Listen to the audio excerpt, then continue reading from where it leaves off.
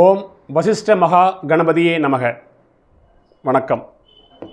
SK ஜோதிடத்தின் வாயிலாக உங்களை சந்திப்பதில் பெருமகிழ்ச்சி அடைகின்றேன்.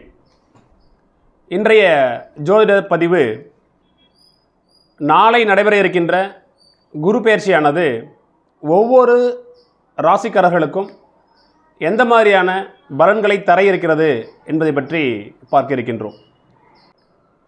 அடுத்தபடியாக ரிஷபராசிக்காரர்களுக்கு இந்த குரு பெயர்ச்சி எவ்வாறு இருக்கும் என்பதை பற்றி பார்க்கலாம். ரிஷபராசியை பொறுத்தவரையிலும் உங்கள் ராசியிலேயே குரு பகவான் அமர்கிறார். சரிங்களா? கார்த்திகை 2, 3, 4 பாதங்கள், ரோகிணி மற்றும் மிருகசீரிடத்தினுடைய முதல் 2 பாகங்களை கொண்டது இந்த ரிஷபம்.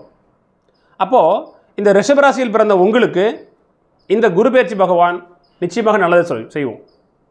அப்போ இந்த குரு பெயர்ச்சியானது உங்கள் ராசியிலேயே குரு பகவான் அமர்ந்து உங்கள் ராசிக்கு 5, 7, 9ஆம் இடங்களை பார்ப்பதன் மூலமாக உங்களுக்கு மிகப்பெரிய ஒரு நன்மை மிகுந்த ஒரு காலமாகவே இந்த குரு பெயர்ச்சியானது அமையப் போகிறது.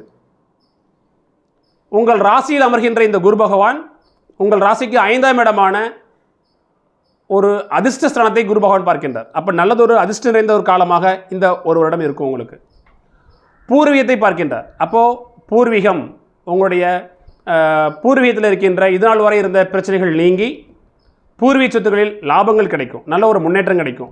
பூர்வீகத்தில் நல்ல ஒரு சுகபோகமான வாழ்க்கையை அனுபவிப்பீர்கள். சரிங்களா? காதல் வசப்படும், எல்லாம் சொல்லிக்கிட்டே இருக்கலாம். இதனால் வரை குழந்தை பாக்கியம் இல்லாதவர்களுக்கு குழந்தை பாக்கியம் கிடைக்கும். ஏன்னா 5ஆம் இடம் என்பது புத்திரஸ்தானம். ஆக பூர்வீகம், புத்திரம், காதல் இந்த மாதிரி விவகாரங்களில் உங்களுக்கு மிகுந்த ஒரு சந்தோஷமான ஒரு சூழலை ஏற்படுத்தி கொடுக்கும்.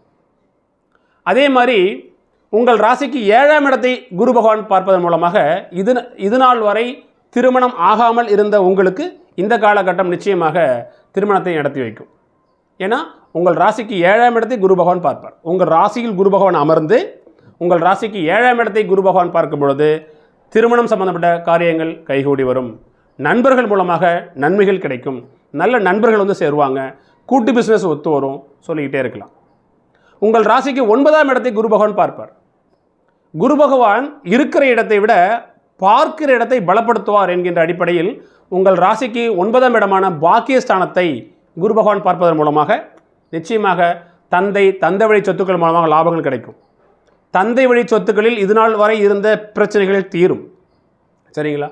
பெரிய மனிதர்களுடைய ஆசீர்வாதம் கிடைக்கும். நல்லதொரு லாப பாக்கியங்கள் கிடைக்கும். சொல்லிக்கிட்டே இருக்கலாம்.